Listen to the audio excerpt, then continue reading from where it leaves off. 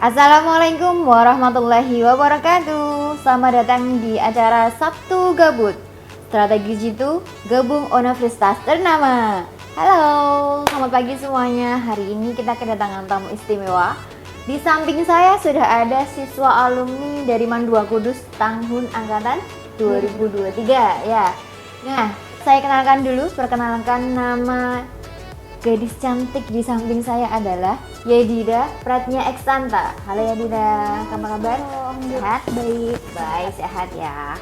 Nah, sekarang apa sih hari ini kita akan membahas tentang sebuah kampus. Nah, khususnya adalah bagi adik-adik yang akan gabung di kampus kedinasan, yaitu STAN. Nah, Yedida ini alhamdulillah tahun 2023 kemarin lulus untuk masuk ke kedinasan STAN, ya kan ya?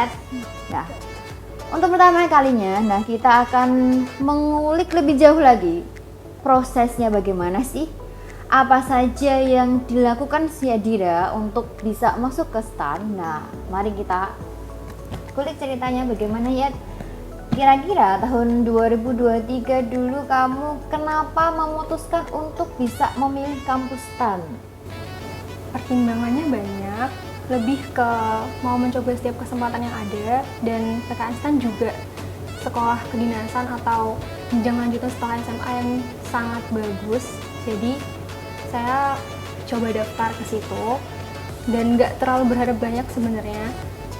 Dan setiap mengikuti seleksinya juga diikuti dengan sungguh-sungguh. Jadi daftar aja. Gitu. Nah, sebenarnya STAN itu kan tidak langsung menjadi tujuan pertama kamu ya kan ya? Nah, Yedida itu sudah melalui proses SNBP, SNBT, nah barulah STAN-nya juga alhamdulillah keterima begitu ya. Nah, untuk di STAN-nya sendiri nih, proses kamu bisa lolos masuk STAN, kamu strateginya dan persiapannya apa saja? Jadi kan seleksi masuk STAN itu kan banyak, dari administrasi sampai ke wawancara. Jadi persiapan setiap seleksinya tuh pasti beda-beda.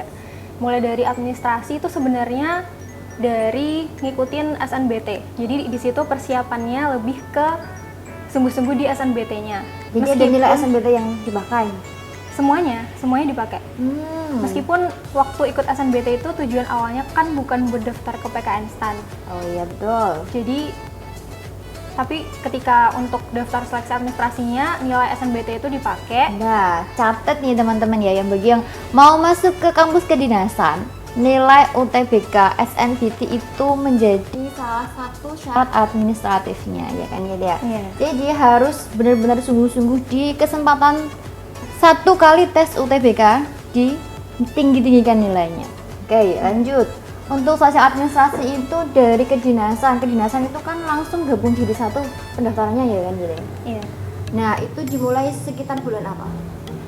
Itu administrasi mulai dibuka April. Nah, Tapi sampai tanggalnya bakal teman-teman beda-beda terus. Oh gitu. Berarti mengikuti dengan agenda gitu ya, agenda tahunan.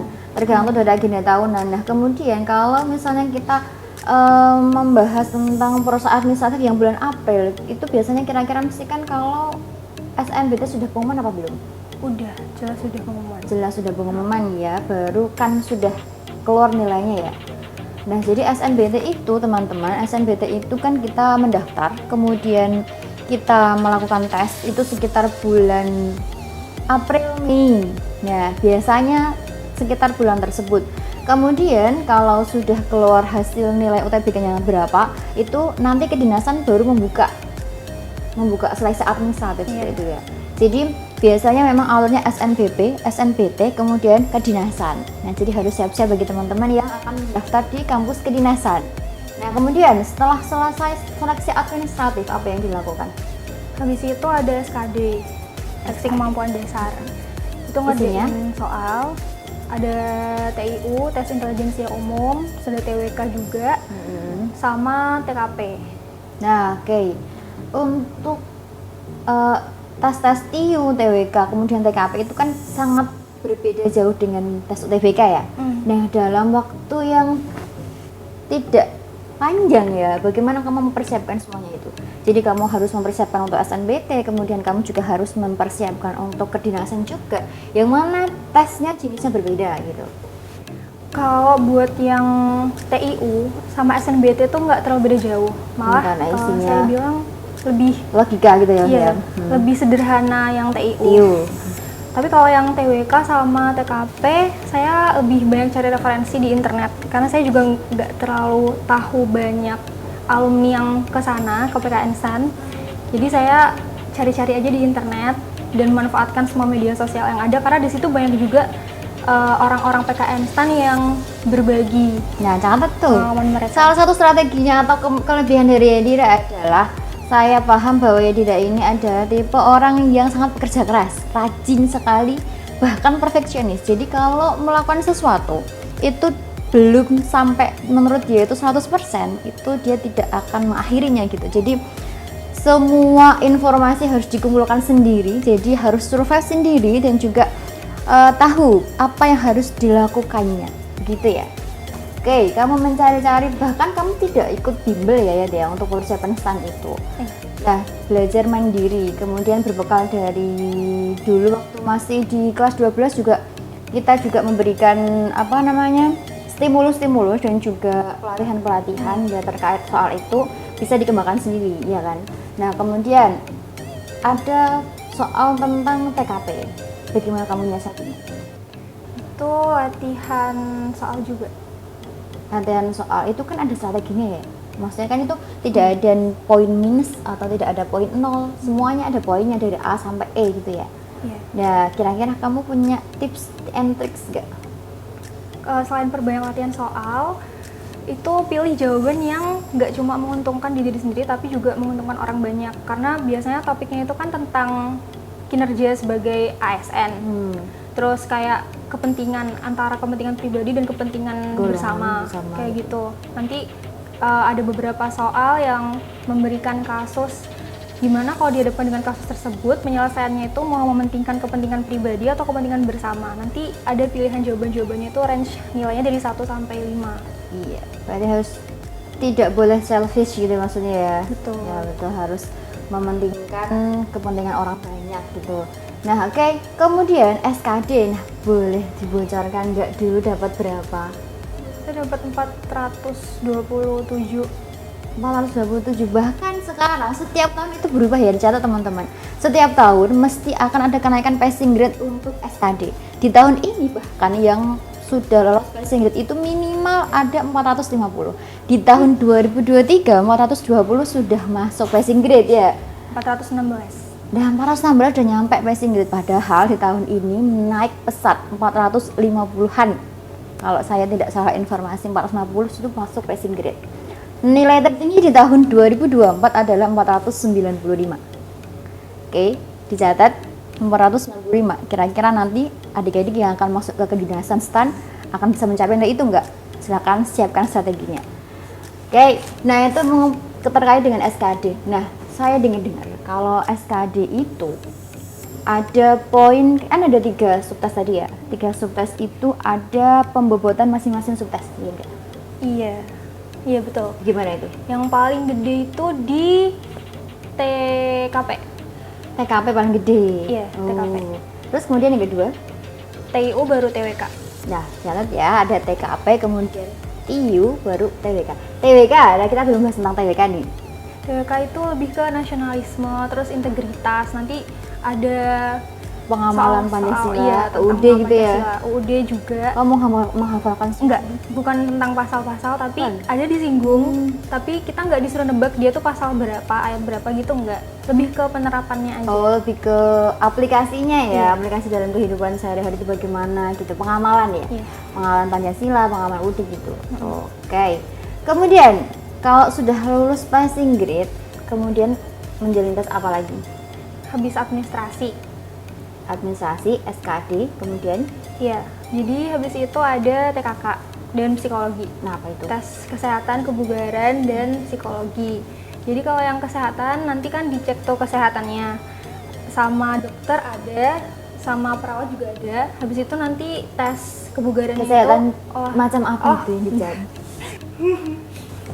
Jadi kesehatannya itu ada tes darah, Tes darah? kayak tes gula darah gitu. Oh, gula darah. Kamu punya diabetes enggak gitu? Gitansi. Pokoknya data-data di tensi, terus diambil darahnya, sama mengukur berat badan sama tinggi badan, terus tes kesehatan mata juga. Nggak boleh minus gitu apa gimana? Boleh. Kalau stan nih dia nggak terlalu ketat kayak kedinasan yang lain. Untuk minusnya kan kalau yang kedinasan lain ada yang Nggak boleh sama sekali maksimal minus itu. 1. Oh, ada gitu. maksimalnya. Kalau yang stan ini dia boleh Oh. berapapun sih kayaknya. Jadi kalau adik-adik mau mendaftar stan dan kok punya minus, jangan gentar dulu gitu ya. Ternyata ada loh gitu yang bisa lolos stan meskipun punya minus gitu ya. Nah, oke ya. Setelah tes kebugaran Itu tadi masih kesehatan. masih kesehatan. Oh, kebugarannya belum. Belum. Jadi kan panjang ya. Iya, ada yang kesehatan mata, terus kesehatan gigi dan mulut. Habis itu nanti sama dokternya. Giginya nggak boleh apa tuh? Kalau bisa nggak usah bolong, jangan sampai bolong. Jangan sampai boleh. Nggak usah yang harus rapi banget, kayak kan sampai pada Yang penting sehat gitu ya. Iya, kadang Jangan sampai overthinking guys. Kadang pada overthinking kayak harus putih, terus harus Diputihin rata gitu. gitu. Nggak usah. Yang penting tuh nggak bolong. Yang penting nggak boleh. Yang penting sehat gitu ya maksudnya ya. Iya. Nah, kalau bolong ada nggak sih temanmu yang ada yang bolong terus kemudian ditambal gitu? Biasanya ditambal. Jadi kalau bolong ditambal. Berarti sebelum menjalankan tes kesehatan itu ditambal dulu gitu ya? Iya. Oh gitu, nggak apa-apa berarti tapi tetap Nggak ada yang apa-apa. lolos? Ada? Ada, catat ya ada ternyata. Oke, setelah kesehatan berarti ya kita ke kebugaran. Itu kesehatan sama perawatnya. Sama perawatnya belum selesai ternyata. Ada yang masuk Ada ke ruangan lagi. sendiri kan sama dokternya doang. Itu nanti lebih spesifik lagi, terus bakal dicek varises juga di situ. Terus ditanya-tanya kayak perutnya sakit nggak kalau ditekan kayak gitu. Pokoknya lebih ditekan-tekan, lebih banyak interaksi sama dokternya di situ. Ada keluhan apa tidak mungkin kali ya? Ada asam lambung nggak nih? Terus ditanya ada asma atau enggak gitu kayak gitu. juga. Tapi bisa nggak sih bohong? Sebenarnya sih bisa aja ya Bisa kalau aja. bohong. Misalnya gini loh, kalau asmanya kadang nggak kambuh, mesti kebetulan nggak kambuh, mungkin kan tidak kelihatan gitu. Ada nggak? Maksudnya di lingkungan kamu yang seperti itu? Sebenarnya kan waktu itu juga ada yang asma ya, yang masuk ke PKN STAN juga. Tapi Lolos? ada yang lolos. Ada. Yang lolos. Jadi tuh kalau misalnya ada asma, selagi anaknya itu tahu caranya ketika dia kambuh itu gimana dan dia mampu Cara mengikuti mengatasinya gitu ya, mengikuti kegiatannya semua kegiatan gitu fisik ya. yang ada tuh nggak apa-apa. Gitu. Ya, oke. Itu untuk tes kesehatan ada lagi. Nah udah, Udah. Kita berarti lanjut ke kebugaran. ya kebugaran. Ngapain aja untuk kebugaran? Kebugaran itu ke fisik ya olahraganya. Jadi kan habis jadi dokter tuh, kalau misalnya kayak dia minusnya tuh lebih dari 5 misalnya, atau ada keluhan lain yang kayaknya tuh dia perlu diperhatikan lebih, nanti tuh bakal dikasih tanda pita. Oh gitu. Biar nanti tuh ketika dia tes kebugaran itu lebih diperhatikan lah sama pengawasnya. Jadi nanti waktu kebugaran tuh yang pertama tuh bakal lari 12 menit. 12 menit. Kalau yang di Jogja, Lapangan gitu ya? Di lapangan itu yang di Jogja itu satu putarannya tuh 300 meter. Jadi waktu itu minimalnya, emang nggak bilang minimal sih, tapi kalau menurut saya lebih amannya itu minimal 5 Titik putaran amannya gitu ya. Amannya minimal 5 putaran. 5 putaran kamu 300 meter. meter. Oke, catat kira-kira segitu latihannya ya. Latihannya minimal harus 5 kali putaran kali 300 meter. Ya, dalam waktu 12 menit. 12 menit ya, berarti harus sering-sering latihan. Itu posisinya siang, pagi apa sore? Nah itu tergantung kita datangnya Oh, cepet-cepetan. datangnya. Oh gitu. Bahkan ada yang datang subuh-subuh biar dia bisa lari pagi. Pagi. Jadi kita Kebetulan kamu daftar ulang waktu itu. Saya tuh jam 10-an, 10 pagi. 10 paginya itu lari. Udah lari. Oh, udah lari. Oh, lumayan ya, masih Saya pagi datang gitu. tuh jam 6 pagi. Nah, jam 6 pagi kira-kira larinya nanti jam 10. Itu baru tahun 2023 loh. Mungkin 2024 atau 2025 nanti itu karena setiap tahun mesti peserta melonjak tinggi. Bisa jadi kamu datang jam 6, dapatnya jam 12 siang gitu. Jadi datangnya subuh gitu ya. Tapi malah tahun ini jumlah kuota yang mau masuk PKN STAN tuh dikurangi sebenarnya. Makanya passing grade dari SKD-nya itu Naik jadi gitu ya. Oh, berarti kuota masuknya yang dikurang ya. Iya. Berarti tiap tahun itu kuotanya mesti berbeda-beda gitu ya. Tergantung dari itu sih perlu apa namanya kebutuhan ya, kebutuhan itu kan nantinya akan ditargetkan untuk menjadi PNS gitu kan ya. Nah, oke. Setelah kebugaran itu selesai lari aja apa ada Enggak, lagi? enggak. Terus nanti dikasih istirahat 1 menit. 1 menit aja. Iya, soalnya kita antri kan, ada yang mau tes juga yang lain. Habis itu langsung push up. Setiap anak tuh ada yang ngamatin 1 orang. Sebentar. Setelah lari keliling lapangan, Ya. istirahat 1 menit, Iya. langsung push up. Push up. Ada bahasa Inggrisnya push up.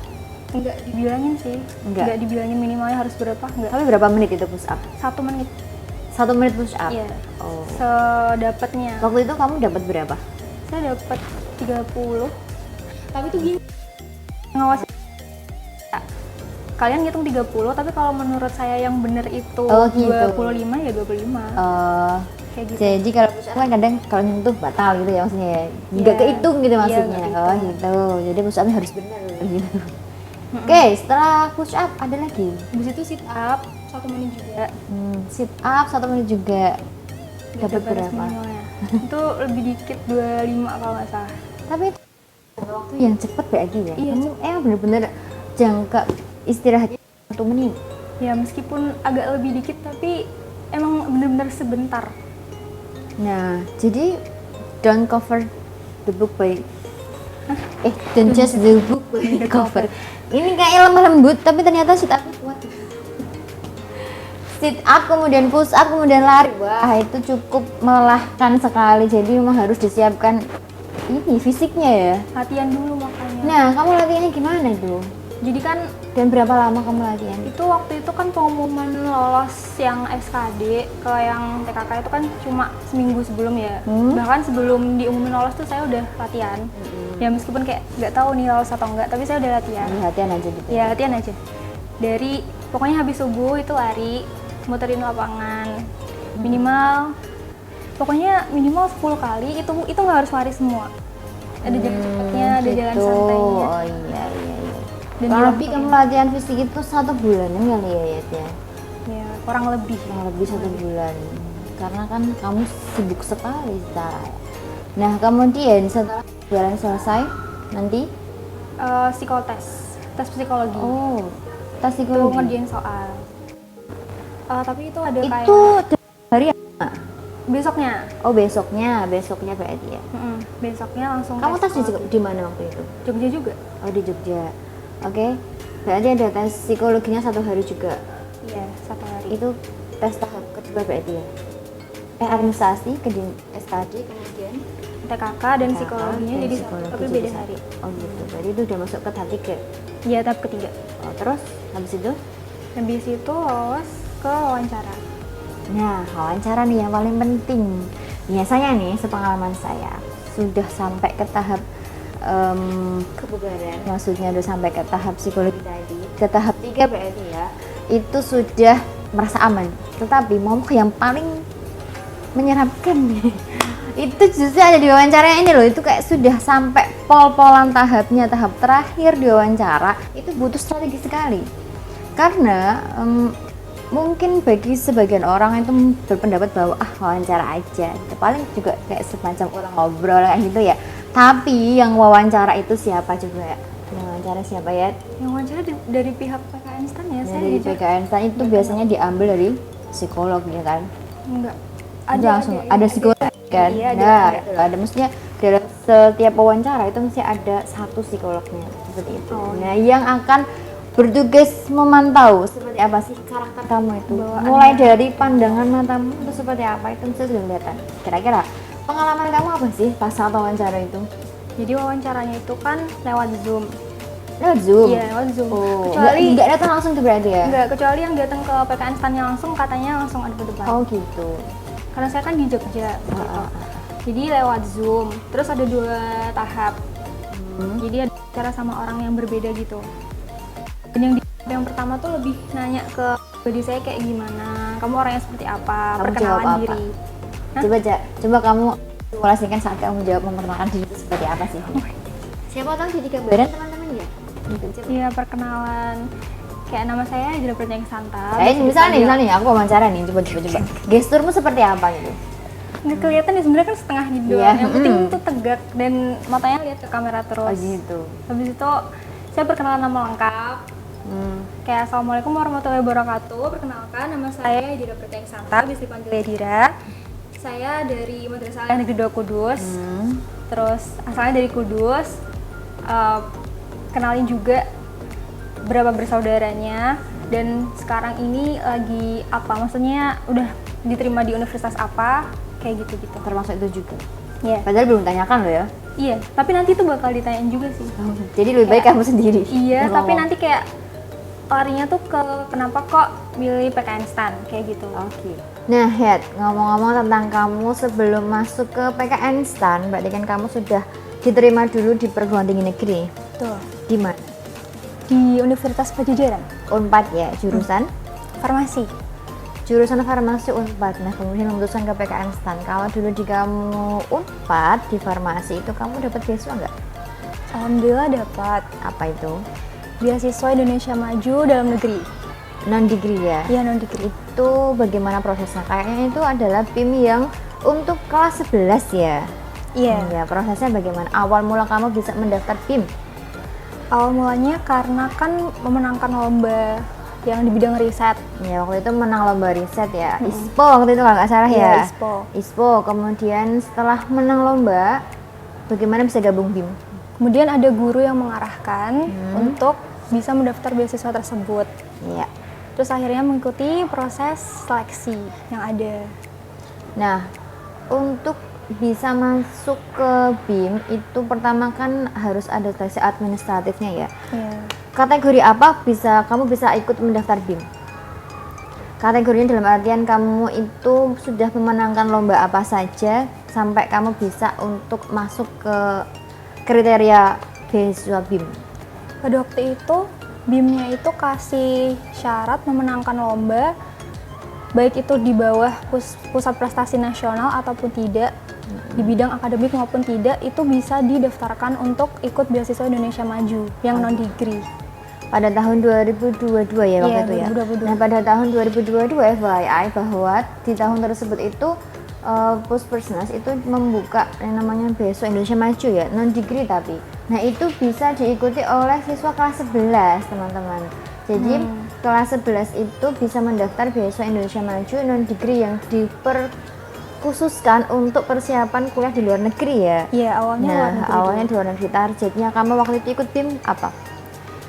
Jadi awalnya kan milih yang luar negeri ya buat BIM. Tapi karena ada beberapa hal, dijelasin nggak ini? Karena ada beberapa hal itu, contohnya salah satunya apa?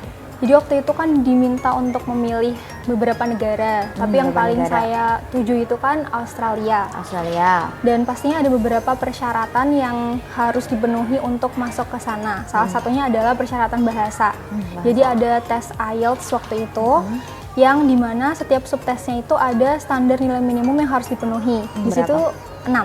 6 ya. Nah, di situ udah memenuhi kan. Tapi untuk average-nya tuh ternyata harus 6,5. Nah, di situ belum mencukupi. Akhirnya dari pihak BIM yang waktu itu bekerja sama dengan Scooters itu juga merekomendasikan beberapa negara yang bisa menerima nilai IELTS yang 6 itu. Ada Kanada sama Hongaria waktu itu. Tapi giliran udah bisa memilih antara dua negara itu untuk bisa lanjut ke luar negeri, giliran gantian orang tua yang nggak setuju. Orang tua nggak setuju kalau di Kanada ya, Iya. atau di Hungaria, setujunya di Aussie ya waktu itu ya. Iya. Oke, karena IELTS-nya belum sampai ke average 6,5, jadi bisanya di Kanada tapi nggak boleh gitu ya. Atas Kemudian? pertimbangan beberapa hal. Akhirnya Saya bilang sama pihak BIM-nya, yaudah kalau gitu saya mau lanjut dalam negeri aja. dialihkan ke dalam negeri. Iya, seperti dalam itu. negeri aja apakah bisa? Terus dari pihak BIM-nya, ya udah silahkan nggak apa-apa. Dan karena waktu itu saya udah ada Unpad, jadinya BIM bersedia untuk membiayai semuanya, tapi dengan sistem reimbursement. Reimbursement harus bayar dulu ya. Iya. Nah, jadi itu untung sekali ya bahwa masuknya lewat jalur UM tapi BIM mau mendanai, masuk mendanai. Iya. Jadi waktu itu kan saya masuknya lewat mandiri, pasti ada uang pangkal. Dan itu BIM bilang, oh ya silahkan kami bersedia mendanainya gitu. Seperti itu. Nah, seperti itu jadi Kalau biasanya teman-teman itu mengincar beasiswa nanti kalau sudah masuk perguruan tinggi negeri, nah ini beda, ini beasiswa yang untuk masuk ke perguruan tinggi tersebut. Sebenarnya beasiswa BIM Indonesia Maju itu diperuntukkan untuk persiapan ke luar negeri ya. Nah kemudian waktu itu benefitnya yang kamu dapatkan selama kamu menjadi beasiswa BIM itu apa aja? Jadi kan setelah lolos BIM-nya itu ikut banyak pembinaan, termasuk pembinaan bahasa Inggris untuk persiapan mengikuti tes IELTS itu ada sendiri dari British Council. Jadi kayak les tiap sore lewat Zoom, dan itu diajarin sama expert yang emang udah ahli di bidang itu. Itu dapat berapa bulan waktu itu Itu dari persiapan luar. BIM? 3 bulan. 3 bulan? 3 bulan. 3 bulan persiapan IELTS ya? Iya, persiapan IELTS sama SAT juga. Meskipun SAT itu kan khusus buat universitas yang Amerika aja ya sebenarnya. Tapi tetap kayak, diberikan iya, gitu ya? semuanya disuruh ikut. SID gitu. Sama ada proyek sosial juga. Contohnya? Proyek sosial tuh kayak kita turun langsung ke beberapa lokasi yang udah kita pertimbangkan sendiri, dan itu mengangkat isu-isu di pendidikan, ekonomi, lingkungan, kesehatan. Jadi kita kayak dibentuk kelompok gitu di antara anak-anak BIM, dan kita berusaha menyelesaikan isu di bidang-bidang tersebut. Kita milih lokasinya sendiri, kita cari lembaga atau badan atau organisasi untuk bisa membantu kita menyelesaikan proyek tersebut. Oke. Nah, prosesnya itu juga tidak mudah untuk menjadi beasiswa Indonesia Maju ya? Iya. Itu melalui banyak proses. Ada proses administratif, Seleksinya. seleksinya Iya. ya betul. Ada administrasi dan prestasi, itu yang pengumpulan berkas, kayak nilai raport, sama sertifikat kemenangan Sertifikat lomba. kejuaraan nasional di 3 tahun terakhir dari kelas 9, 10, 11 gitu ya? Iya. Terus habis itu lanjut seleksi substansi. Nah itu kita Wawancara ya? enggak, itu bikin esai dulu. Oh, bikin esai dulu. Jadi nanti kayak ada pertanyaan yang kita harus jawab dalam bentuk esai. Sama baru habis itu wawancara. Nah, kalau sudah dengar dari ceritanya Kak Yadira ini berarti ada banyak sekali agenda yang dilakukan ya, termasuk dari BIM di kelas 11, kemudian persiapan SNPP, SNPT, kemudian persiapan PKN STAN juga, bayangkan coba. Nah, se-effort itu seorang Yadira. Nah, jadi apa pesan kamu Yadira untuk adik-adik tingkatmu nanti yang ingin masuk ke kedinasan atau masuk ke perguruan tinggi negeri atau mau mencari beasiswa? Coba berikan tips and triknya. Kayaknya ini semuanya masuk gitu ya, BIM masuk, kemudian harusnya nanti juga di Kanada bisa masuk, cuman tidak diperbolehkan orang tua ya. Kemudian di Unpad Farmasi juga masuk, kemudian di PKN STAN juga masuk, luar biasa sekali. Nah, coba berikan tips dan trikmu untuk adik-adik. Buat adik-adik siapapun yang mendengar ini, tetap semangat dalam menjalani hari-hari yang kamu punya, dan jangan mudah untuk menyerah, karena meskipun kamu punya mimpi, entah itu berhasil atau tidak, setiap orang pasti akan dihadapkan dengan hari-hari berat, dan disitulah kamu yang akan membawa dirimu sendiri. Kamu bisa memilih untuk mundur, tapi hidup kamu terus berjalan. Jadi kamu harus mempertimbangkan untuk terus maju. Kamu mungkin bisa istirahat sebentar, tapi kamu harus terus memikirkan langkah untuk maju. Oke, bagus sekali, luar biasa. Seperti itu teman-teman semuanya. Jadi semangatlah kejar cita-cita kalian. Dan jangan lupa untuk tetap berdoa dan minta restu sama orang tua ya. Harusnya Yadira itu bisa ke Kanada, tapi cuman terhalang sama restu orang tua gitu ya. Jangan lupa untuk selalu melibatkan Allah dalam setiap urusan kalian. Luar biasa sekali. Oke, terima kasih sekali Yadira sudah berbagi pengalaman, berbagi tips and trick. Dan semoga teman-teman kita doakan yang ingin masuk ke kampus kedinasan atau mau masuk ke perguruan tinggi negeri favorit, kita doakan semoga kalian berhasil mencapai keinginan tersebut, cita-cita yang sesuai harapan. Oke teman-teman, terima kasih sudah bergabung di acara kami pada acara Sabtu Gabut Strategi Jitu Gabung Universitas Ternama. Semoga kita bisa berjumpa di lain waktu dengan informasi yang lebih menarik lagi. Stay tune.